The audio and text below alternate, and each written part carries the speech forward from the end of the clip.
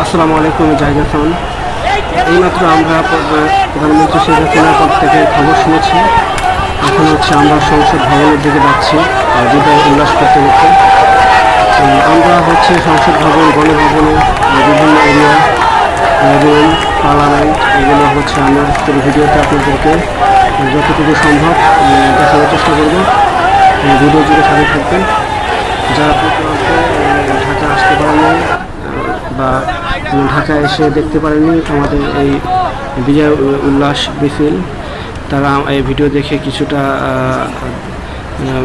Enjoy করতে পারেন। Thank you.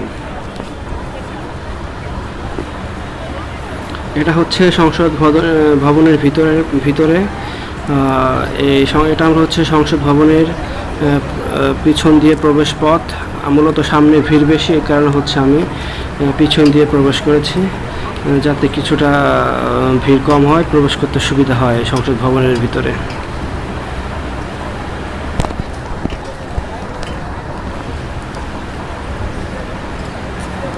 দেখতেই পাচ্ছেন হাজার হাজার মানুষের ভিড়, হাজার হাজার বলবো না, এখানে চারদিক থেকে যত মানুষ আছে অন্তত লক্ষ লক্ষ মানুষ আছে।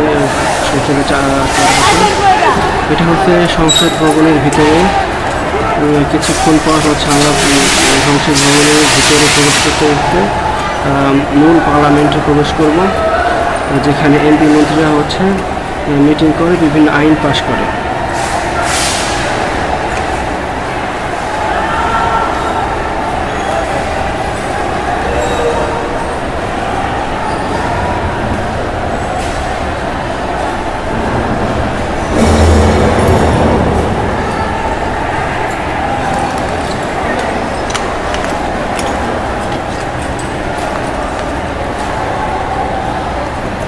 সবাই আসলে সংসদ ভবনের মধ্যে প্রবেশ করছে এবং সংসদ ভবনের মধ্যে যে যা পাচ্ছে সবাই নিয়ে যাওয়ার চেষ্টা করতেছে।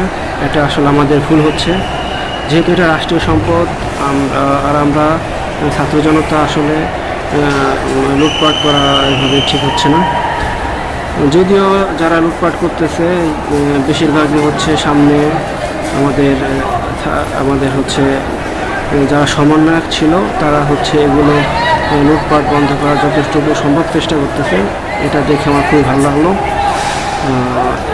কিছুক্ষণ পরে হচ্ছে আমি এখন সংসদের মূল সংসদ ভবনের পার্লামেন্টের দিকে যাচ্ছি কিছুক্ষণ পরে।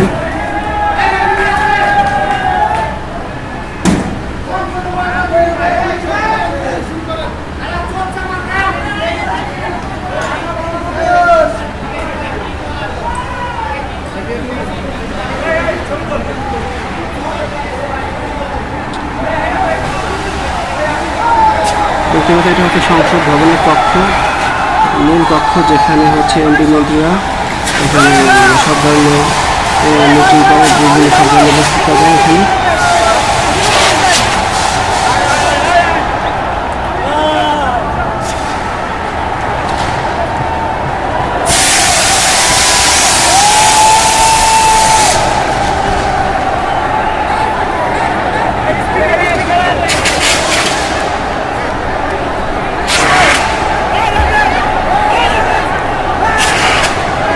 তবে সংসদ ভবনের মধ্যে অনেক ভাঙচুর হচ্ছে, এটা আসলে একেবারেই উচিত হচ্ছে না, যেহেতু এটা রাষ্ট্রীয় সম্পদ। এটার মধ্যে দেশ ত্যাগ করেছে, ঠিক আছে, কিন্তু দেশের সম্পদ এভাবে নষ্ট করা ঠিক হচ্ছে না। কিন্তু এগুলো আবেগের বশে সবাই করতেছে, যদিও পর এগুলো খুবই সামান্য ব্যাপার, সবই আবার ঠিক করা যাবে, কোনো ব্যাপার না। দেখতে পাচ্ছেন অনেকে চেয়ার নিয়ে যাচ্ছে।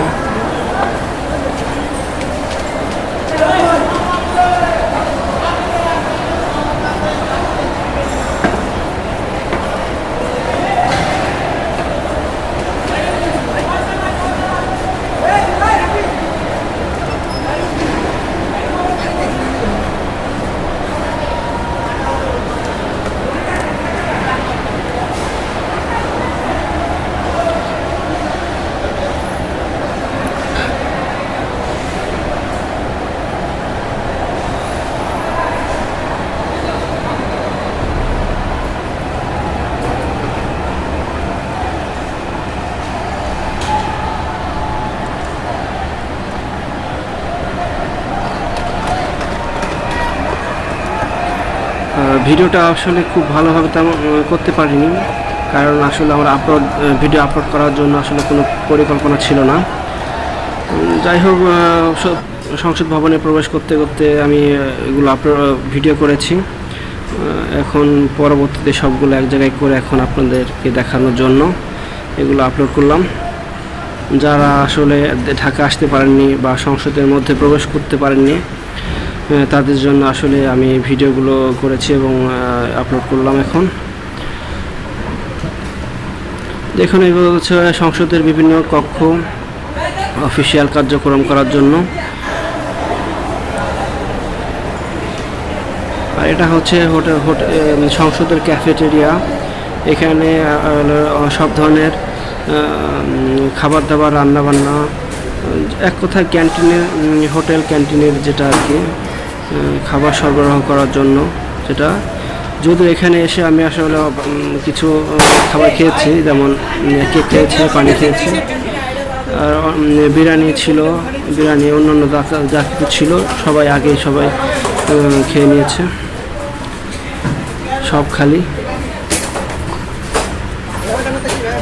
যে যা পেয়েছে সব নিয়ে নিয়েছে।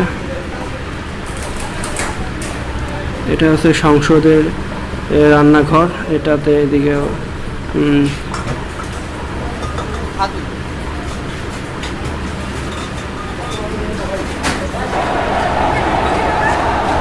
এটা হচ্ছে একদম সংসদের একদম সব থেকে টপ ফ্লোর। আমি একেবারে টপ ফ্লোর অর্থাৎ 9 তলার উপরে উঠে আমি একটা ভিডিও ধারণ করলাম। এখান থেকে আরও স্পষ্টভাবে পুরোটা দেখা যাচ্ছে।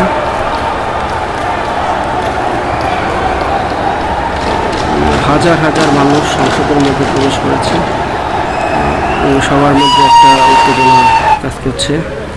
আর এটা হচ্ছে বিরোধী দলের এক কক্ষ, যারা বিরোধী দলীয় কক্ষের মিটিং করার জন্য। এটা হচ্ছে সেই কক্ষ।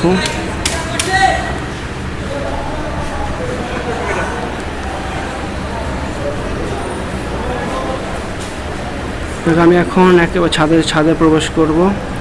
ছাদে প্রবেশ করে বাকি ভিডিওটা আপনাদের দেখানোর চেষ্টা করব। পুরো ঢাকা শহর ক্যাপশন ধারণ করব একটু পরেই। আচ্ছা, দেখুন, এটা হচ্ছে একেবারেই টপ ফ্লোর সংসদ ভবনের। এখান থেকে ভিডিও করলে পুরো ঢাকা শহর দেখা যায়। বুঝতেই পারছেন কতটা উঁচু ভবন। আসলে চাইলে অনেকে আসলে টপ ফ্লোরে উঠতে পারে নাই, কারণ টপ ফ্লোরে ওঠার সিঁড়ি হচ্ছে খুঁজে পাওয়া খুবই কঠিন, কারণ এটা খুবই সিক্রেট। যাদের কপাল ভালো, ভাগ্যে ছিল, উঠতে পেরেছে, সিঁড়ি খুঁজে পেয়েছে, তারা উঠতে পেরেছে। আসলে সবাই আসলে উঠতে পারেনি, কারণ উপরে ওঠার জন্য তেমন সিঁড়ি খুঁজে পাওয়া যায়নি।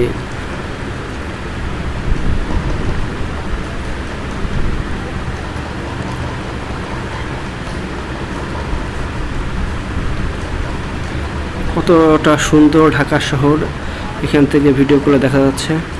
পুরো ঢাকা শহর এই সংসদের উপর থেকে একেবারে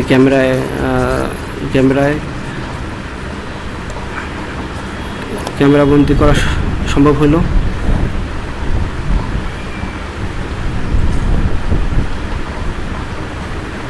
ওকে, ধন্যবাদ। এখানে এই ভিডিওটা শেষ করছি। ভালো থাকবেন, দোয়া করবেন। পরবর্তী